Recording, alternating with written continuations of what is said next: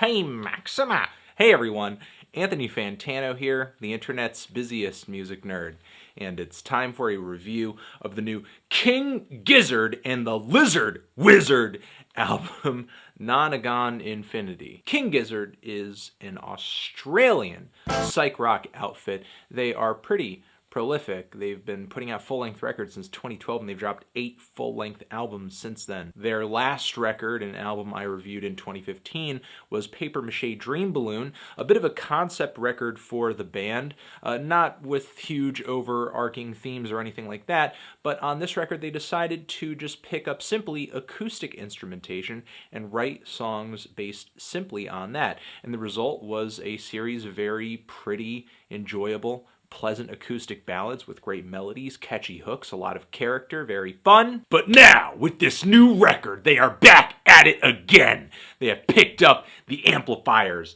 They're turned up to 11. These tracks are not lightweight. They're not kumbaya. These tracks are intense. They're high octane. They're in your face. They're ballsy. They're gutsy. They're adrenaline fueled. And one of the most interesting things about the tracks on this record is that they actually flow into one another pretty seamlessly. And the closing track has a really tight finish that actually glides right into the intro of the very first track on the album. So you could theoretically listen to this record in a loop forever, and the experience of this album, it kind of felt that way too. Like once I was in, there was no way out. There was no one track that felt like, oh, this is the ending, this is the finish, we're done here. That moment just doesn't really present itself, and I think that only kind of adds to the fact that the name of this record is Nonagon Infinity. It's like I'm trapped inside of this geometric angled groove shape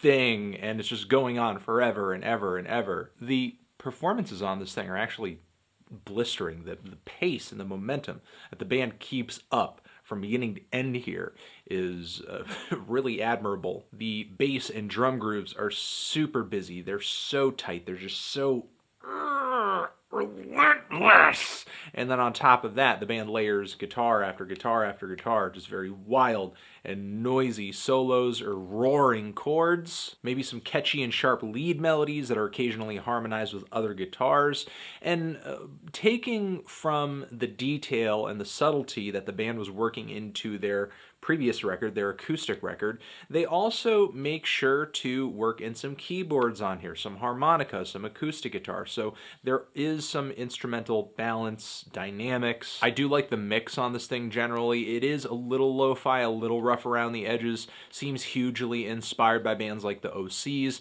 but it's not so lo-fi that the mix is too muddy or it's too brittle. There's a nice, again, balance between all of the instrumentation here. My one critique about the mix and the recording is that the vocals are a little buried and a little kind of tossed into the back. However, much of the time the lyrics are somewhat readable, and the vocals do definitely serve a purpose in the mix here, especially as the band uses them to guide us from one passage to another in these songs and on this album by just giving us these random shots of whoo, which are pretty wild and only add to the energy level of the album.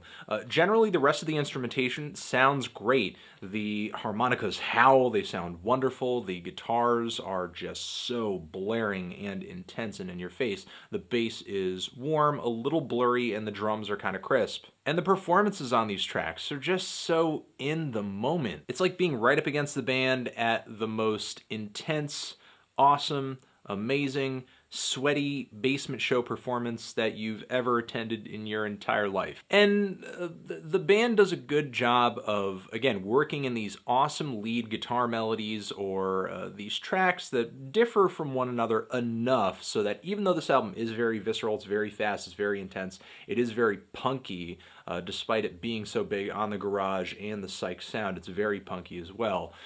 It's not just this visceral blur, you know, there are most certainly highlights. And moments where the band will break down the instrumentation to a lone guitar part or some drum fills and then maybe build up to another climax. The track Gamma Knife is not only the catchiest song in the track listing here, but one of my favorite singles or teaser tracks of the year. The song People Vultures has some incredibly sinister lead lead melodies. The song Mr. Beat has one of the most calm approaches of any song in the track listing here, and is actually kind of funky. The organ on this track is really sweet too, and kind of makes me feel like I'm listening to something that is also psychedelic, but it's also got maybe a Southern soul vibe to it too. So not only are these songs well developed and have different passages and parts, but the album itself, the way all the tracks come together, it seems like there's a lot of attention paid to that too. Yes and no, because there is I guess a sense of sameness across some parts of the record, and I think that's intentional because the album is supposed to feel like a continual loop. It's not like you're listening to something with a strong finish and a strong start, a very defined finish and a defined start. I mean, once the album sort of ends and kicks back over again to the very beginning that could glide into or out of the end of the album, it's not like there's this need to end the record. It's like I could actually go through it again. So it's kind of like throwing yourself into, I don't know, one of those tilt-a-whirl rides that never really feels like it's over. You know, you're just continually spinning in a circle over and over and over and over, and it's not like a roller coaster where it's kind of a journey, a linear journey or something like that.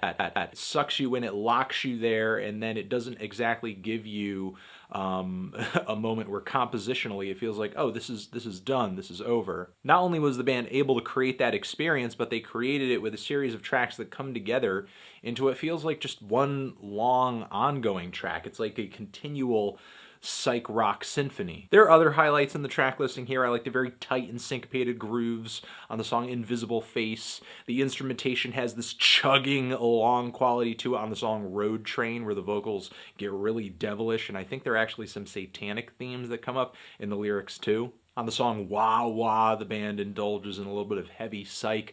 Again, each track here has its own flavor, but it all comes together so well and so seamlessly that it all feels like just different movements of a large conceptual piece of heavy, punky, intense psychedelic rock.